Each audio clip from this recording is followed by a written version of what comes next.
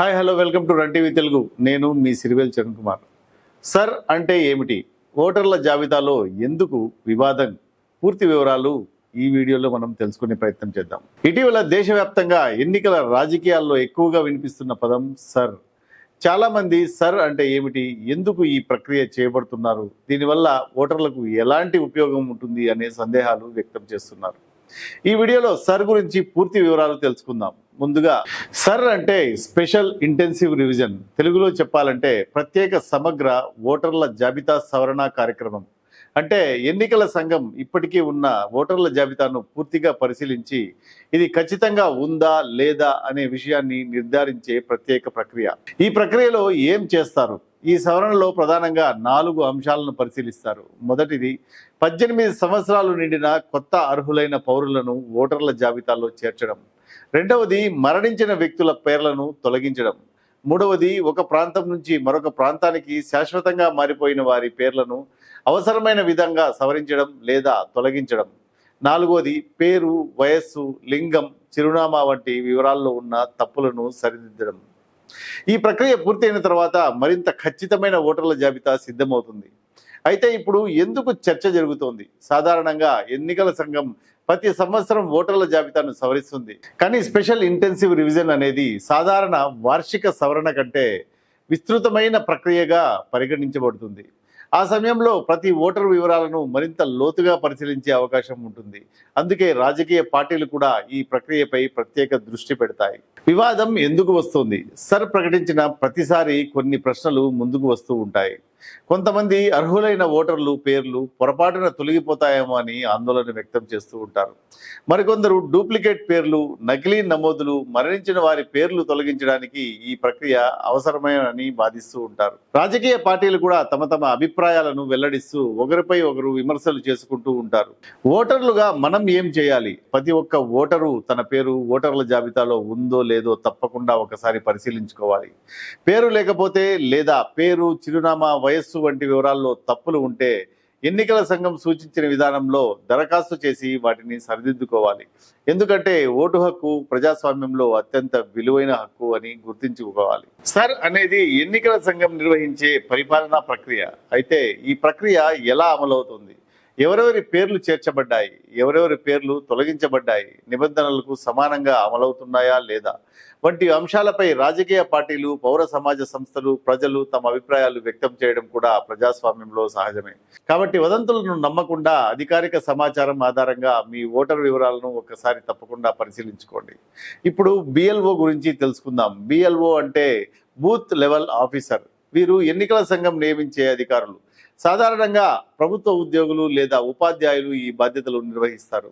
BLO చేసే పనులు ఏమిటంటే ఇంటింటికి వెళ్ళి ఓటర్ల వివరాలను ధృవీకరించడం, కొత్త ఓటర్ల నమోదు ప్రక్రియలో సహాయపడడం, మరణించిన లేదా వేరే ప్రాంతానికి మారిన వారి వివరాలను పరిశీలించడం, ఓటర్ల వివరాల్లో ఉన్న తప్పులను గురించి నివేదించడం, ఎన్నికల సంఘానికి క్షేత్రస్థాయి సమాచారాన్ని అందించడం బిఎల్ఓ కార్యక్రమం. ఇంకా సులభంగా చెప్పాలంటే ఎన్నికల సంఘానికి గ్రామ స్థాయి లేదా బూత్ స్థాయిలో పనిచేసే ప్రధాన అధికారి బిఎల్ఓ. ఇక బిఎల్ఏ అంటే ఏమిటో మనం తెలుసుకుందాం. బిఎల్ఏ అంటే బూత్ లెవెల్ ఏజెంట్. బిఎల్ఏ ప్రభుత్వ అధికారి కాదు. ప్రతి గుర్తింపు పొందిన రాజకీయ పార్టీ తమ తరపున ఒక బిఎల్ఏను నియమించుకోవచ్చు. బిఎల్ఏ బాధ్యతలు ఏమిటంటే తమ పార్టీ తరపున ఓటర్ల జాబితాను పరిశీలించడం, అర్హులైన ఓటర్ల పేర్లు తొలగించబడితే అభ్యంతరం తెలియజేయడం, అనుమానాస్పద లేక డూప్లికేట్ ఓటర్ల నమోదులపై ఎన్నికల అధికారుల దృష్టికి తీసుకెళ్లడం, అవసరమైన సూచనలు, అభ్యంతరాలు సమర్పించడం. అంటే బిఎల్ఏ ఎన్నికల సంఘం ప్రతినిధి కాదు, రాజకీయ పార్టీ ప్రతినిధి. బిఎల్ఓ, బిఎల్ఏ ఎందుకు ముఖ్యమైన వారు అంటే ప్రజాస్వామ్యంలో ఎన్నికలు నిష్పక్షపాతంగా జరగాలంటే మొదట ఒక ఓటర్ల జాబితా ఖచ్చితంగా ఉండాలి. అందులో బిఎల్ఓ, బిఎల్ఏ ఇద్దరు తమ తమ బాధ్యతలను నిర్వహిస్తారు. బిఎల్ఓ ఎన్నికల సంఘం తరపున క్షేత్రస్థాయిలో వాస్తవ సమాచారాన్ని సేకరిస్తాడు. బిఎల్ఏ రాజకీయ పార్టీల తరపున ఓటర్ల జాబితాను పరిశీలించి తప్పులు ఉంటే ఎన్నికల అధికారి దృష్టికి తీసుకెళ్తాడు. దీంతో అర్హులైన ఓటర్ల హక్కులు పరిరక్షించడంలో అవకాశం పెరుగుతుంది. డూప్లికేట్ లేదా తప్పు నమోదులను గుర్తించే అవకాశం ఉంటుంది. ఎన్నికల ప్రక్రియపై ప్రజల విశ్వాసం మరింత బలపడుతుంది, పారదర్శకత పెరుగుతుంది. ఒక ముఖ్యమైన విషయం, చాలా మందికి ఒక అపోహ ఉంటుంది. బిఎల్ఓ కానీ బిఎల్ఏ కానీ ఎవరి పేరు అయినా నేరుగా ఓటర్ల జాబితాలో చేర్చలేరు, అలాగే తొలగించడం లేరు. తుది నిర్ణయం మాత్రం ఎన్నికల నమోదు అధికారి అంటే ఎలక్టోరల్ రిజిస్ట్రేషన్ ఆఫీసర్ ఈఆర్ఓ మాత్రమే చట్టపరమైన ప్రక్రియ ప్రకారం ఆయన నిర్ణయం తీసుకుంటాడు. మొత్తానికి సర్ అంటే ఓటర్ల జాబితాను సమగ్రంగా సవరించే ప్రత్యేక కార్యక్రమం. బిఎల్ఓ ఎన్నికల సంఘం తరపున పనిచేసే బూత్ స్థాయి అధికారి, బిఎల్ఏ రాజకీయ పార్టీ తరపున పనిచేసే బూత్ స్థాయి ప్రతినిధి.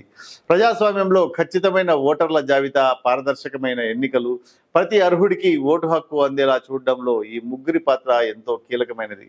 కాబట్టి ప్రతి ఓటరు తన పేరు ఓటర్ల జాబితాలో ఉందో లేదో ఎప్పటికప్పుడు పరిశీలించుకోవాలి. అవసరమైతే నిర్ణీత గడువులోపు సవరణలు, మార్పులు చేసుకోవాలి. ఇటీవల కాలంలో మదనపల్లి నియోజకవర్గంలో తెలుగుదేశం, జనసేన, బీజేపీ కంటే వైఎస్ఆర్ కాంగ్రెస్ పార్టీ బిఎల్ఏలు ఎక్కువగా చురుగ్గా పనిచేస్తున్నారనే చర్చ స్థానికంగా వినిపిస్తోంది.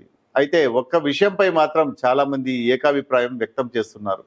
ఏ ఒక్క పార్టీ మాత్రమే కాకుండా గుర్తింపు పొందిన అన్ని రాజకీయ పార్టీలు అంటే టీడీపీ, జనసేన, బీజేపీ ప్రతి పోలింగ్ బూత్కు తమ తమ బిఎల్ఏలను నియమించి వారు సమర్థవంతంగా పనిచేస్తే కనుక ఓటర్ల జాబితాపై పరస్పర పర్యవేక్షణ పెరుగుతుంది. దీనివల్ల అర్హులైన ఓటర్ల పేర్లు అనవసరంగా తొలగించే అవకాశాలు చాలా తగ్గుతాయి. డూప్లికేట్ లేదా అనుమానాస్పద నమోదులను త్వరగా గుర్తించే అవకాశం కూడా ఉంటుంది. అన్ని రాజకీయ పార్టీల మధ్య పారదర్శకత పెరుగుతుంది. ఓటర్ల జాబితాపై ప్రజల్లో విశ్వాసం మరింత బలపడుతుంది. అంతిమంగా గుర్తించుకోవాల్సింది ఒకటే, బిఎల్ఓ ఎన్నికల సంఘం తరపున పనిచేస్తాడు, బిఎల్ఏ రాజకీయ పార్టీ తరపున పనిచేస్తాడు. కానీ తుది నిర్ణయం మాత్రం చట్ట ప్రకారం ఎన్నికల నమోదు అధికారి ఈఆర్ఓ మాత్రమే తీసుకుంటారు. అందుకే ప్రతి రాజకీయ పార్టీ బిఎల్ఏలను నియమించడం ఎంత ముఖ్యమో ప్రతి ఓటరు కూడా తమ పేర్లను ఓటర్ల జాబితాలో ఉందో లేదో పరిశీలించుకోవడం కూడా అంతే ముఖ్యమైన బాధ్యత. ఎందుకంటే ప్రజాస్వామ్యానికి బలం రాజకీయ పార్టీలు కానే కాదు, ఖచ్చితమైన ఓటర్ల జాబితా మరియు అప్రమత్తమైన ఓటర్ మాత్రమే. Thank you for watching. ఈ వీడియో నచ్చినట్లయితే లైక్ అండ్ షేర్ చేసి మా రన్ టీవీ తెలుగు ఛానల్ని సబ్స్క్రైబ్ చేసుకుంటారని ఆశిస్తూ ముగిస్తున్నాను. జై హింద్, జై భారత్.